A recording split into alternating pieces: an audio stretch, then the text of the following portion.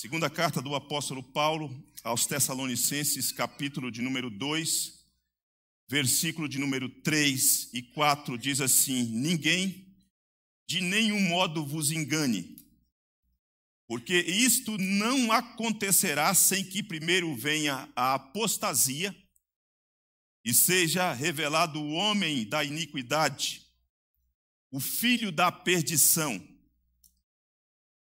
Esse homem da iniquidade, o filho da perdição, ele se opõe e se levanta contra tudo que se chama Deus ou é objeto de culto, a ponto de assentar-se no santuário de Deus, ostentando-se como se fosse o próprio Deus, diz a palavra do Senhor.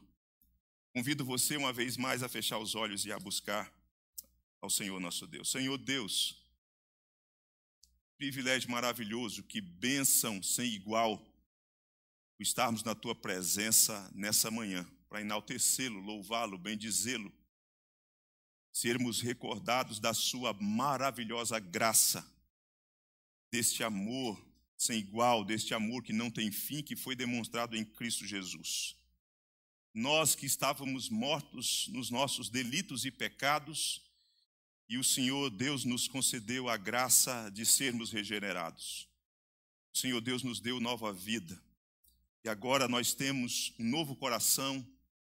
Os nossos ouvidos se inclinam para te ouvir. O nosso coração se deleita em ti, na tua palavra.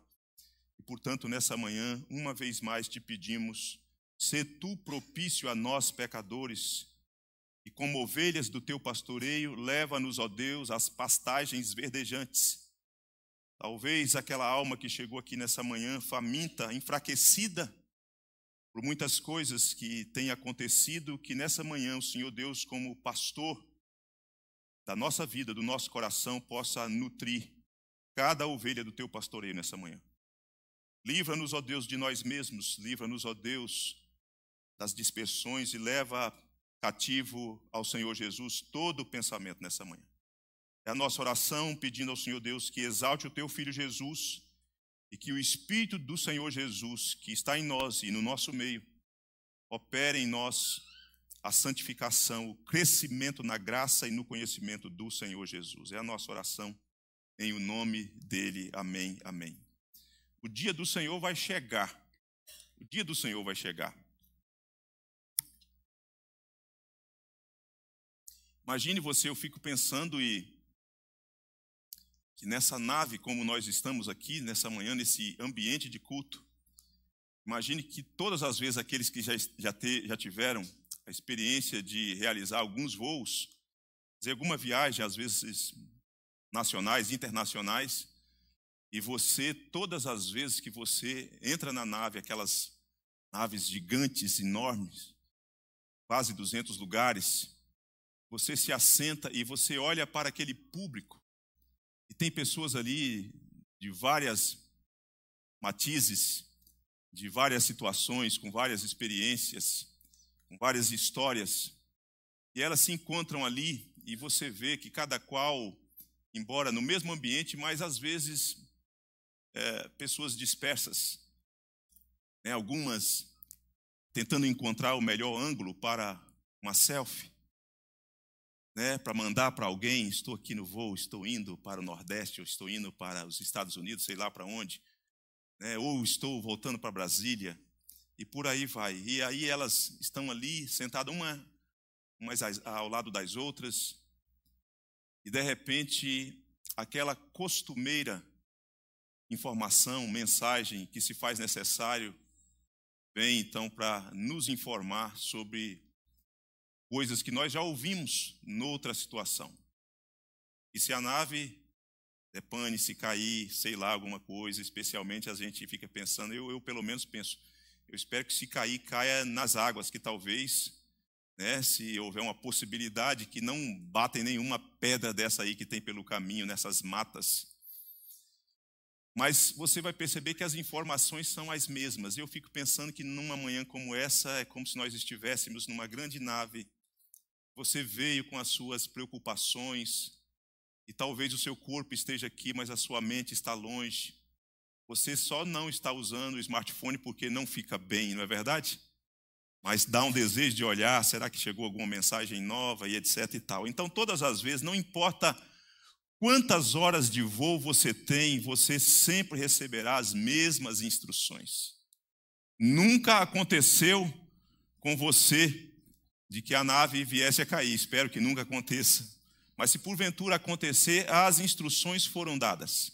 E se houver possibilidade de você pegar o assento que está ali embaixo, que será, caso caia em água, né? Você escape, você consiga de alguma forma escapar. Mas para isso é preciso acolher as instruções para que você tenha essa possibilidade. Às vezes a gente escuta aquelas informações e a gente, já ouvi, mas eu fico sempre atento, eu falo, e se for hoje? Né? A máscara de oxigênio vai cair. Não queira ajudar o outro antes, não é assim que a moça fala, o rapaz? Não, coloca primeiro em você, porque senão você vai querer ajudar o outro e você acaba morrendo e alguma coisa do tipo, né?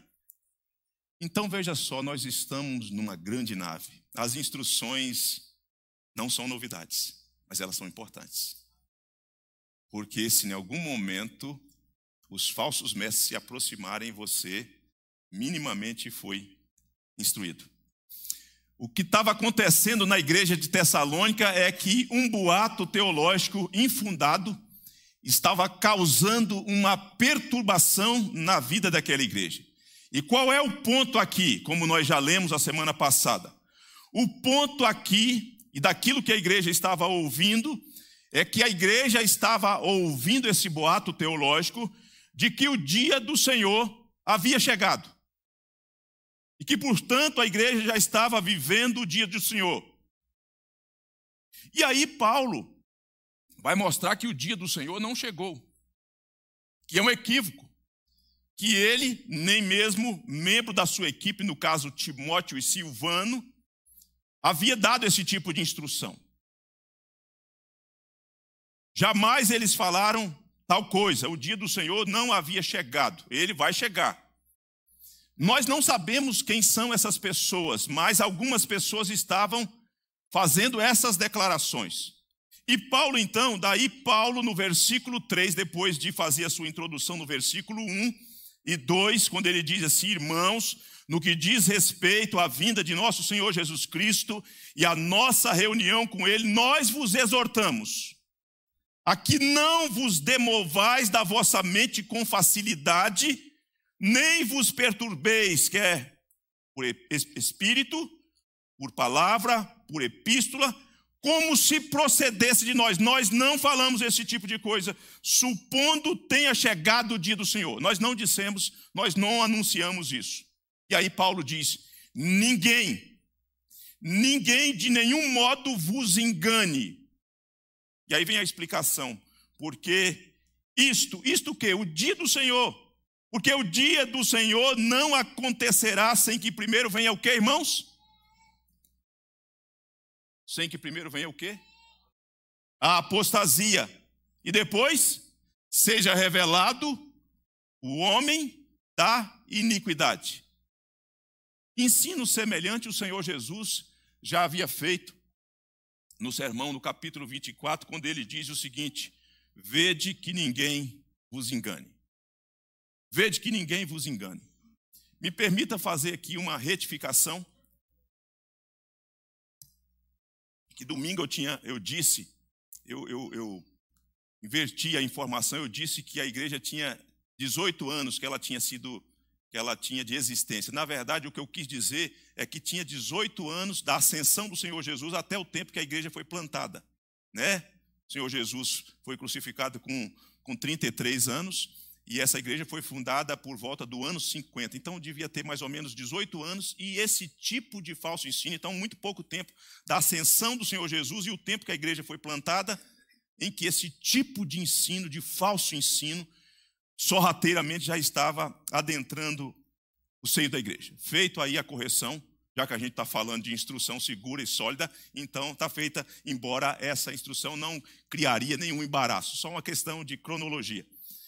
E para refutar o falso ensino, o apóstolo fala sobre dois acontecimentos que vão anteceder o dia do Senhor Jesus. O que Paulo está dizendo é o seguinte, olha, o dia do Senhor Jesus, existe o dia do Senhor Jesus, mas tem dois acontecimentos e eles são meio que simultâneos, meio que preparador para o surgimento do outro. O dia do Senhor Jesus não virá sem que antes esses dois acontecimentos sejam instalados, que é a apostasia e a revelação do homem da iniquidade. E Paulo deixa isso claro sobre esses dois eventos, portanto, que nós vamos repartir com vocês. Primeiro, o apogeu da apostasia. Ninguém de nenhum modo vos engane, porque isto não acontecerá sem que primeiro venha a apostasia, o apogeu da apostasia. Uma pergunta que nós precisamos fazer e responder nessa exposição e pensando nisso é: o que é apostasia? O que é apostasia? Geralmente nós pensamos e ouvimos e até repartimos com pessoas que a apostasia, de modo mais estrito, de acordo com a nossa fala, com aquilo que a gente vai repartindo com os outros, tem a ver com abandono da fé, com esfriamento. Só que a apostasia aqui, embora ela envolva também essa ideia de abandono, de esfriamento, de queda, aqui a apostasia da qual Paulo está falando tem a ver não só com abandono, com esfriamento, mas tem a ver com rebelião e revolta. É um período, Paulo está falando o seguinte, olha, nós, antes desse dia chegar, antes de ser instalado esse evento da volta do Senhor Jesus, desse dia glorioso, desse dia em que os crentes serão recompensados, os ímpios serão punidos, antes disso haverá um tempo. E ele vai como que afunilando de uma grande rebelião por parte dos homens, de uma grande revolta por parte dos homens no que diz a pessoa de Deus, a palavra de Deus, a lei de Deus e ao povo de Deus. Isso vai acontecer. É óbvio que desde que os apóstolos estão ensinando, deram instruções para a igreja, desde que o Senhor Jesus foi assunto aos céus, a igreja está vivendo os últimos dias, os últimos tempos. O que é isso? Que período é esse? Os últimos dias é aquele período que o Senhor Jesus foi assunto aos céus e ele vai transcorrendo na história até a volta do Senhor Jesus. Isso é os últimos dias, os últimos tempos. Nesse espaço de tempo na história há esfriamento, há abandono, há rebelião. Mas o que Paulo está falando é de um volume acentuado, de uma rebelião massiva de pessoas, de uma população inteira, do mundo inteiro, que vai se rebelar contra Deus. Então o que Paulo está dizendo é o seguinte, olhe, ninguém pense que a igreja vai escapar desse tempo.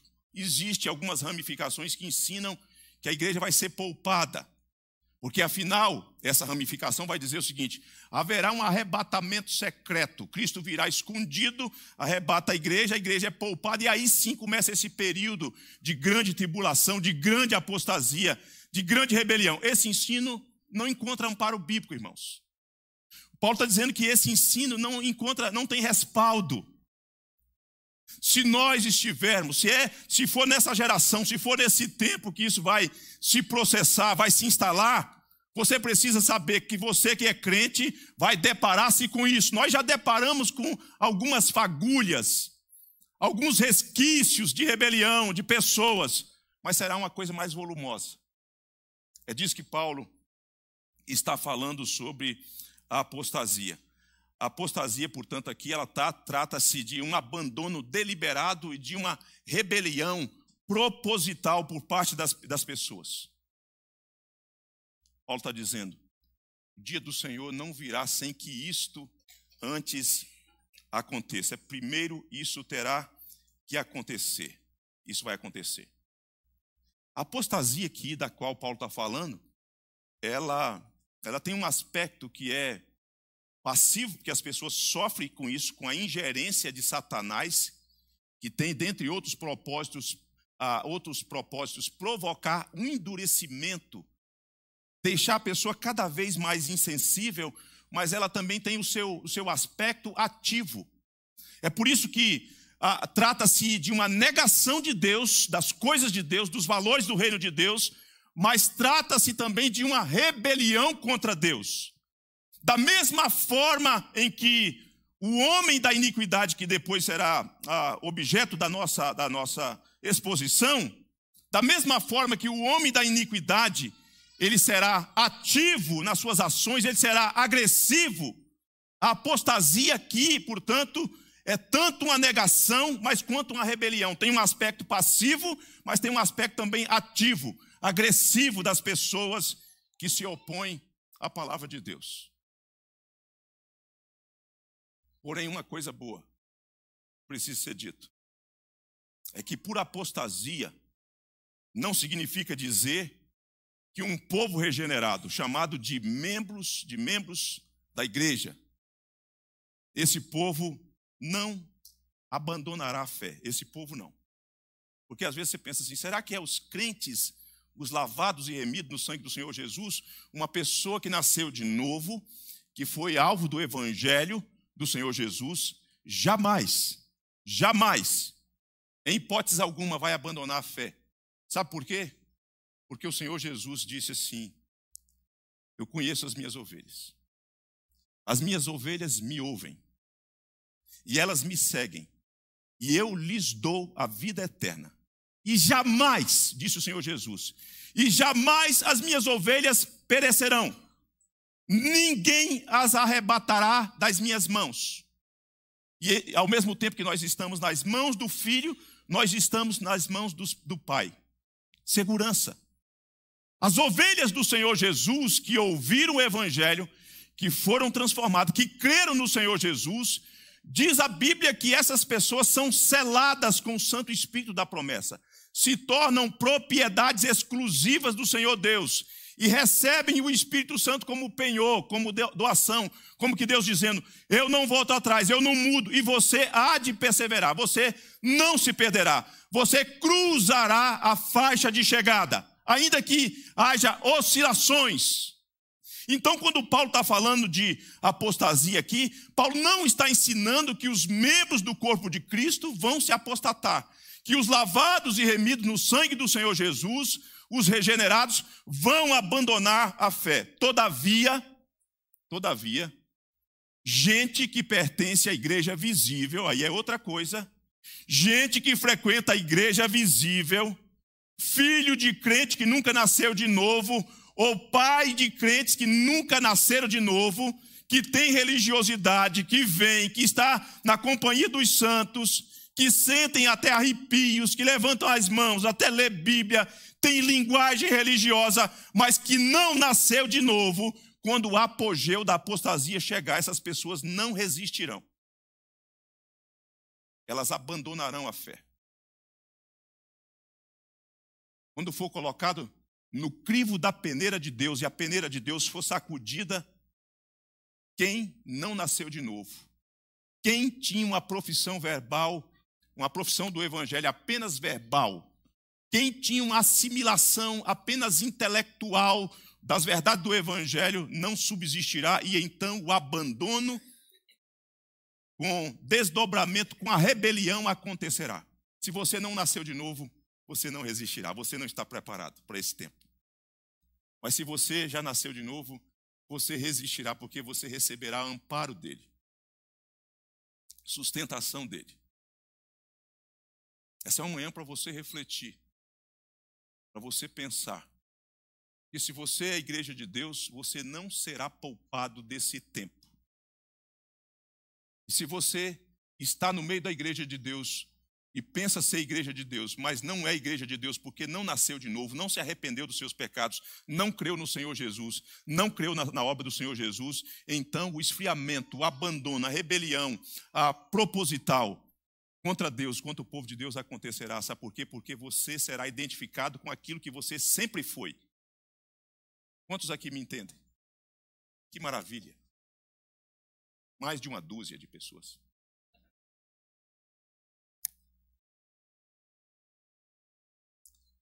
Uma coisa, portanto, é certa, a apostasia, ela tem relação estreita com o surgimento do homem na iniquidade. o anticristo ele surgirá no apogeu da apostasia.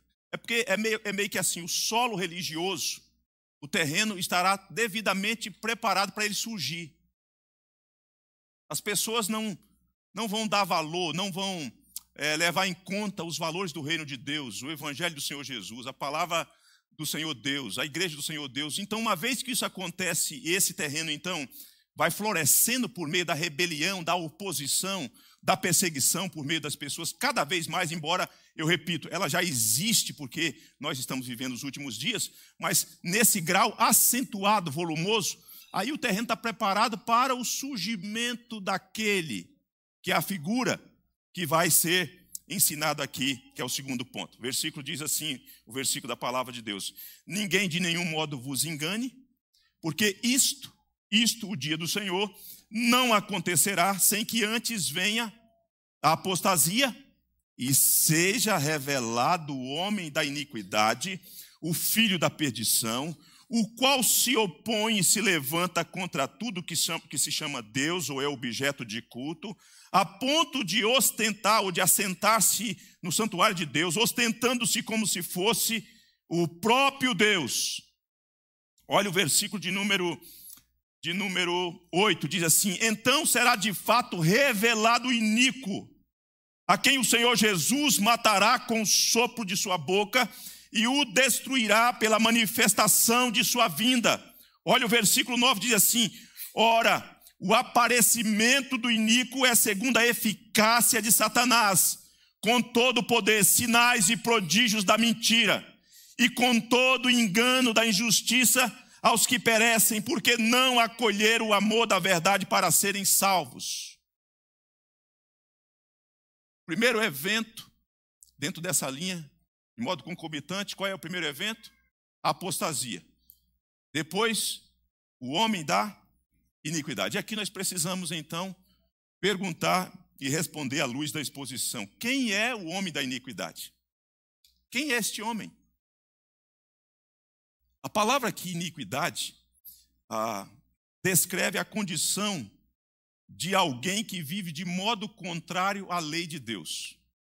E não só de modo contrário, mas que é um opositor ferrenho à lei de Deus. A lei de Deus. O homem da iniquidade aqui, ele não é um poder abstrato. Ele nem é mesmo um poder coletivo de pessoas, de ajuntamento de pessoas, de um tipo de governo. Assim como o Senhor Jesus, preste muita atenção nisso, assim como o Senhor Jesus é uma pessoa, o homem da iniquidade também é uma pessoa. É muito interessante como Paulo vai construindo a sua instrução, ora consolando, ora advertindo a igreja. Porque se você voltar no versículo de número 7 do capítulo 1, é o mesmo conceito que nós já falamos aqui, Apocalipse, quando fala lá que quando o Senhor Jesus, quando do céu se manifestar aqui, é a mesma palavra para revelado, para revelar o homem da iniquidade. Então, ao mesmo tempo que Paulo está falando que o Senhor Jesus é uma pessoa que virá para trazer alívio, da mesma forma ele está dizendo, o homem da iniquidade também é uma pessoa, que também será revelado em tempo oportuno. E o que é que Paulo está usando com essa vasta linguagem, quando ele fala que ele é o homem da iniquidade, o filho da perdição, o iníquo, aquele que se levanta, que se opõe, que ostenta-se como se fosse o próprio Deus? Qual é o pano de fundo que Paulo usa? Os apóstolos sempre fizeram isso. Ele está usando o pano de fundo do livro de Daniel, do Antigo Testamento. Aquelas várias linguagens para falar daqueles reinos, da oposição daqueles reinos, o como que aqueles reinos, na figura, por exemplo, do pequeno chifre, que aparece no capítulo 7 de Daniel, que profere blasfêmias contra Deus, que se opõe a Deus e ao povo de Deus. Paulo toma essa linguagem da literatura apocalíptica de Daniel e traz essa linguagem para montar, para fornecer subsídio de argumentação, de ensino, para dizer quem é essa pessoa. Quem é essa pessoa? Embora o pano de fundo seja o Antigo Testamento, o homem da iniquidade é uma pessoa escatológica, que ainda aparecerá no cenário universal do mundo. porque ele ainda será revelado. Paulo está dizendo, olha, o dia do Senhor não virá sem que antes esse homem escatológico, pessoa, apareça no cenário. É a questão de um tempo, em algum momento, por ocasião oportuna, no tempo de Deus, no kairós de Deus, esse homem vai aparecer. E além desse pano de fundo do livro do Daniel, do Antigo Testamento, os apóstolos, e tanto o Senhor Jesus quanto os apóstolos, eles sempre tomaram um padrão histórico de coisas que já aconteceram, de como que personagens, tiranos, impérios, agiram em relação à pessoa de Deus, para mostrar como que serão essas coisas, como que esse ser, como que essa pessoa, ele vai se posicionar, como que ele age, como que é a índole dele, como que é o caráter dessa pessoa. O apóstolo Paulo, então, ele fala que esse homem escatológico que vai aparecer, o homem sem lei, ele é um homem sem lei, que se elevará à posição e vai reivindicar para isso a posição de divindade, de querer ser adorado, de querer que todas as coisas estejam centralizadas nele.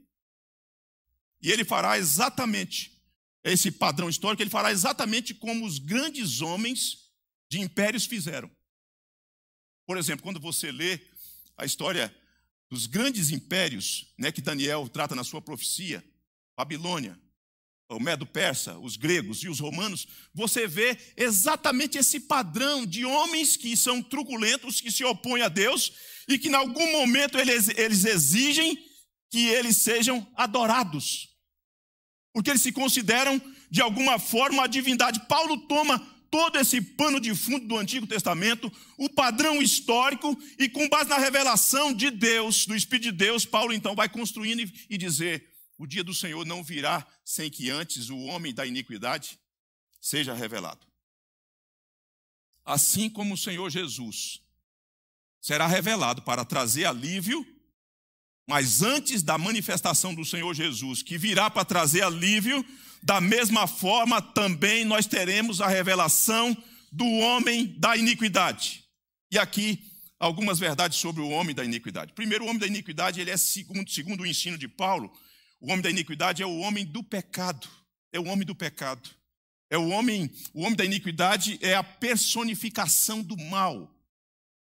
Ele não é, nós não podemos dizer que ele é a encarnação de Satanás, mas ele tem essa índole de Satanás. Ele está debaixo dos propósitos de Satanás. Ele segue e atua com base naquilo que Satanás quer que seja feito. Tanto é que quando você olha para o versículo de número 9, diz assim: ora, o aparecimento, a revelação do iníquo desse homem é segundo a eficácia de Satanás. Com o quê? Diz o texto? Com poder, sinais, prodígios da mentira. Tem muita gente hoje no cenário religioso que fica atrás de milagres. Quer ver sinais, quer ver isso, quer ver aquilo. E Paulo está dizendo, olha, esse homem, segundo a operação de Satanás, ele fará tudo isso e dará para as pessoas tudo isso que a alma dessas pessoas querem. Será um meio de ludibriar as pessoas, de assediar as pessoas, de seduzir as pessoas que já são propensas para o mal, para que elas nunca tenham amor e apego à verdade de Deus. O homem da iniquidade, ele é o homem sem lei, ele é o iníquo. O iníquo aqui é o homem sem lei. O homem da iniquidade é o homem averso à lei. E aqui é mais do que a aversão à lei, ele é o homem sem lei. Ele se conduz pela sua própria lei, pela lei que ele cria para oprimir as pessoas, cercear as pessoas, perseguir as pessoas. E ele fará isso de modo público, porque ele despreza a lei de Deus. Ele despreza a lei de Deus. Mas também, ele em tempo oportuno, ele será destruído pelo Senhor Jesus. Ao mesmo tempo que ele se revela e tem um período de atuação, no devido tempo, quando o Senhor Jesus se manifestar para trazer alívio para a igreja, ele também será unido e destruído, diz a palavra de Deus. O homem da iniquidade é essa personificação da rebelião contra Deus. Apostasia, abandono, esfriamento, rebelião proposital, E de repente surge esse personagem, o homem da iniquidade, que fará oposição violenta contra a adoração a Deus.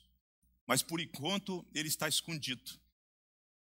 Por enquanto ele está, inclusive, impedido de surgir. Impedido de surgir. Esse texto, os estudiosos vão dizer que é uma das passagens das Escrituras mais difíceis de ser entendida. Tanto é que eu tomei a decisão de deixar para a domingo que vem, para a gente tratar desse algo, desse instrumento que refreia ou desse alguém que o impede de surgir. Porque se você olha para o texto, no versículo 5, e 6 e 7 diz assim: não vos recordais de que ainda convosco eu costumava dizer estas coisas? Eu queria saber que coisas eram essas.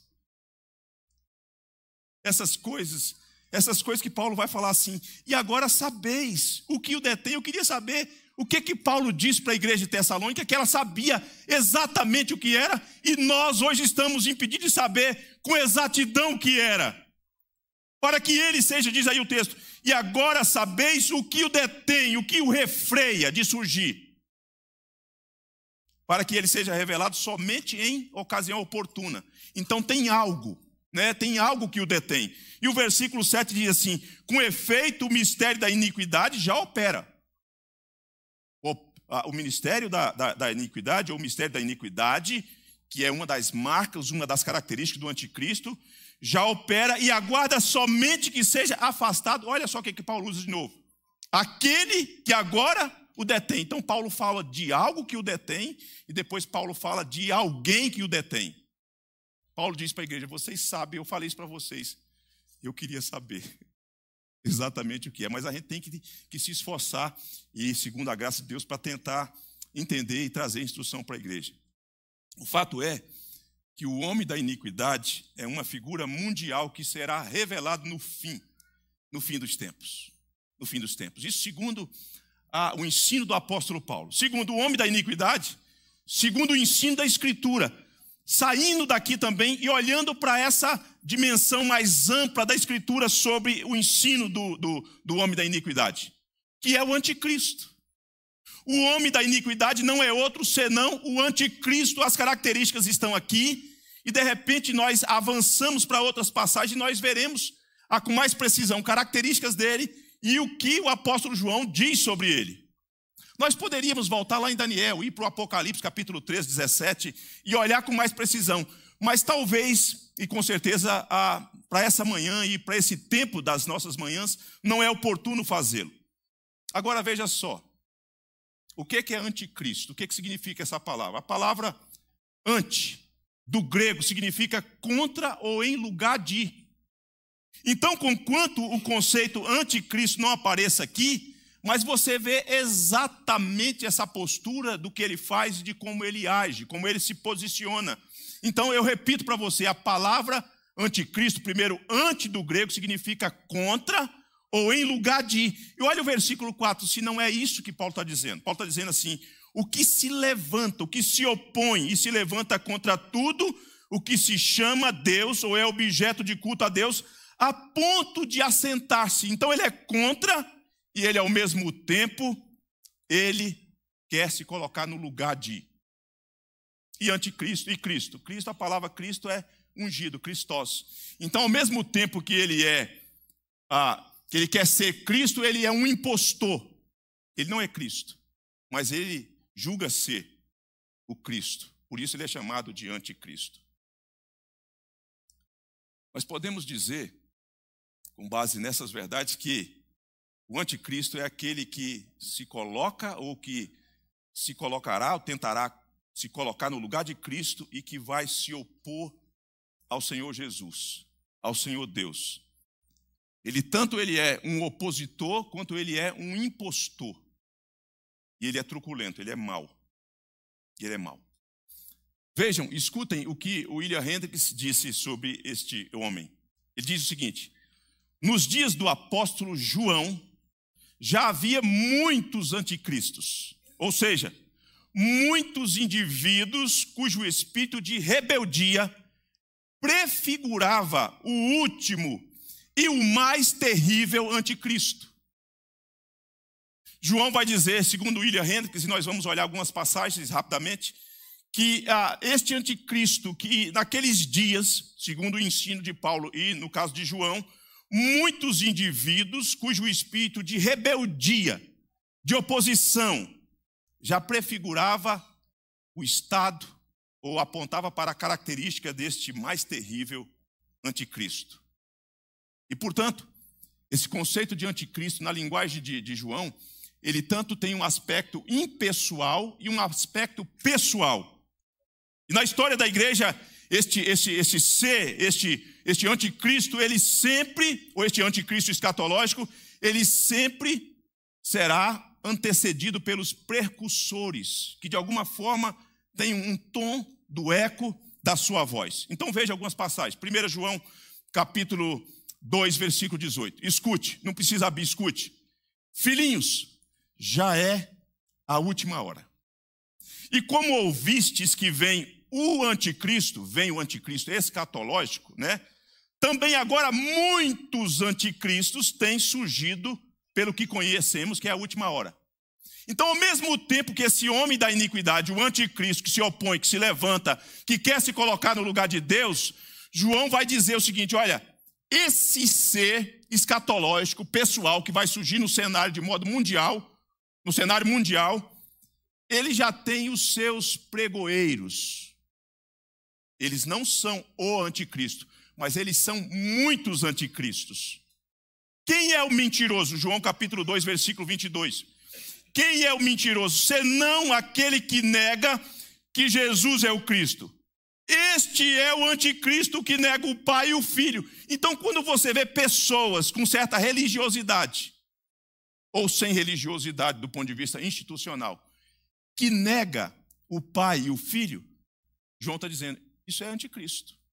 Não é o anticristo, o homem da iniquidade, ainda não é ele, mas já são os seus pregoeiros, os seus precursores que estão aí, cumprindo o papel, meio que preparando a mente das pessoas, o coração das pessoas, para que elas estejam relaxadas para o surgimento dele. João capítulo 4, versículo, 1 João capítulo 4, versículo 2 e 3 diz assim, nisto conheceis o Espírito de Deus. Todo espírito que confessa que Jesus Cristo veio em carne é de Deus. Jesus se encarnou. Foi gerado no ventre da Virgem Maria. Todo que vem.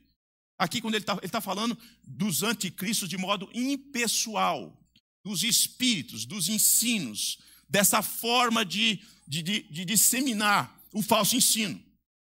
Então, João meio que está mostrando, olha, todo espírito que confessa que Jesus veio em carne, esse é de Deus. Por isso que a gente ensina doutrina, gente. Por isso que a gente fica fazendo um esforço para falar das naturezas do Redentor. Eu sei que, né, chega um momento que é do mistério da fé. A gente fala assim, cara, não bugou, né? Mas a gente estabelece o currículo de escola dominical para que a igreja entenda e ela consiga identificar o espírito do anticristo. Se você não tem doutrina, você é facilmente levado daqui para ali e para acolá, com os ventos de doutrina. Aí João diz assim, e todo espírito, quem confessa que Jesus veio em carne é de Deus, e todo espírito que não confessa a Jesus não procede de Deus, pelo contrário, este é o espírito do anticristo, a respeito do qual tendes ouvido que vem, e presentemente já está no mundo. O anticristo ainda virá, o personagem escatológico, mas impessoalmente ele já está cumprindo o seu propósito. A segunda carta de João, versículo 7, diz assim, porque muitos enganadores têm saído pelo mundo afora, os quais não confessam que Jesus Cristo veio em carne. Assim é o enganador e o anticristo. Então o que acontece? O que João está ensinando e o que Paulo vem ensinando para a igreja de Tessalônica? Existe dentro da impessoalidade os anticristos, que nega Jesus, que se opõe ao Senhor Jesus, em alguma medida. Mas todos esses precursores, esses pregoeiros, que desde os dias dos apóstolos estão atuando de modo incansável, eles estão meio que preparando o caminho para o surgimento do anticristo. Eu tenho que falar com você porque eu sei que você recebe. Está lá os TJs, né? Os TJ com aquela pastinha. Aí você abre, ele vem com aquela revistinha, né? E aí uma das coisas que ele ensina, o que é? Que Jesus não é Deus. Jesus é um Deus, mas não é Deus. Aí você acha tão bonitinho aquelas imagenzinhas do paraíso, né? Leão, aquele negócio lá, tal, né? É o espírito do anticristo. Hoje, de quando em quando eu vou abrir o meu celular, uma das primeiras mensagens que aparece, sabe o que é? Do Mormon.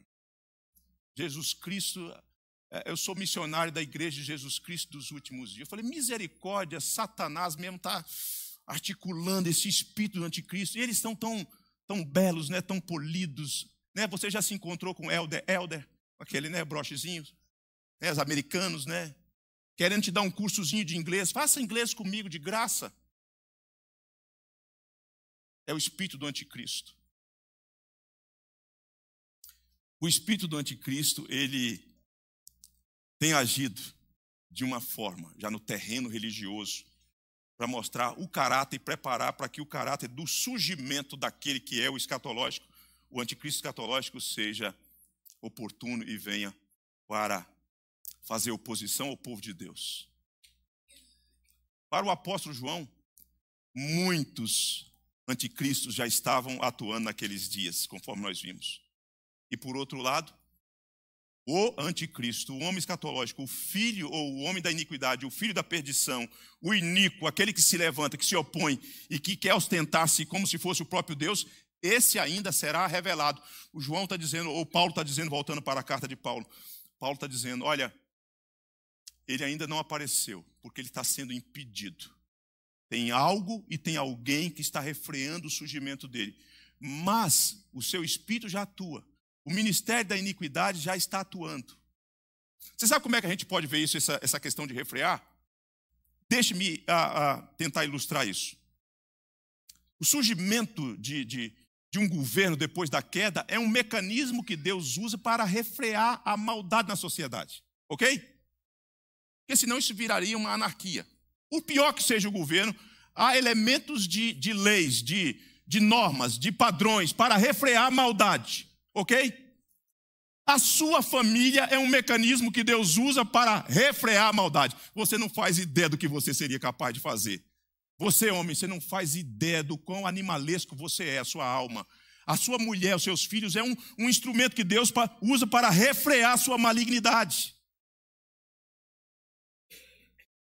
Mas talvez as mulheres estejam rindo, já eu não, porque você é a mesma coisa, minha filha. Você é da mesma essência, da mesma natureza. A família é esse instrumento que Deus usa para refrear. Aqui, Paulo está dizendo, tem algo e alguém que o refreia. Domingo que vem eu vou tentar dar conta disso. Mas deixa eu terminar aqui. Porque quando a gente fala de anticristo, quando a gente fala do homem da iniquidade, quando a gente fala da grande tribulação, quando a gente fala da grande apostasia, tem gente que fica com medo. Não é verdade? Você já ouviu? Tem gente que fica com medo, tem gente que até é recomendado. Não leu o Apocalipse, não, pelo amor de Deus. Você vai pirar, você vai surtar. Então, 3 coisas aqui para terminar. Primeiro, não tenha medo. Não tenha medo, sabe por quê? Porque Deus tem o controle da história, inclusive o controle da manifestação do anticristo. Ele só surgirá em ocasião oportuna. E essa ocasião oportuna é ocasião oportuna dentro da agenda de Deus. Você não tem que ter medo. Se for agora, se for daqui mais um tempo, se for no tempo dos nossos filhos, dos nossos netos, não importa, não tenha medo, quem tem as rédeas da história é o Senhor Deus. Segundo, não tenha medo porque o Senhor Jesus destruirá o anticristo. Versículo 8 diz assim que o Senhor Jesus matará o anticristo com o sopro da sua boca, destruirá ele. Então não tem que ter medo. Terceiro, não tenha medo porque a igreja, ela tem a proteção assegurada pela Santíssima Trindade. A igreja não se perderá. Se você olha para o versículo 13 e 14 desse capítulo, veja aí o que está escrito. Entretanto, devemos sempre dar graças a Deus por vós, irmãos amados pelo Senhor.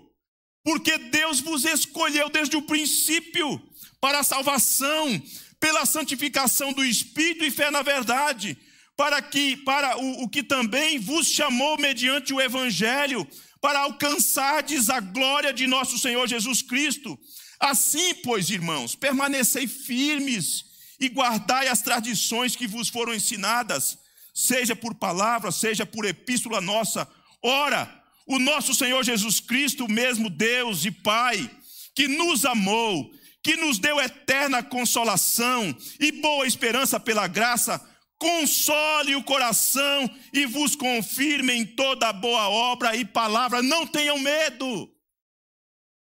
O Pai escolheu vocês, o Espírito santificou vocês e o Filho guarda vocês. Não tenha medo do anticristo, de apostasia, de tribulação. Vocês são dele. Vocês vão cruzar a faixa de chegada.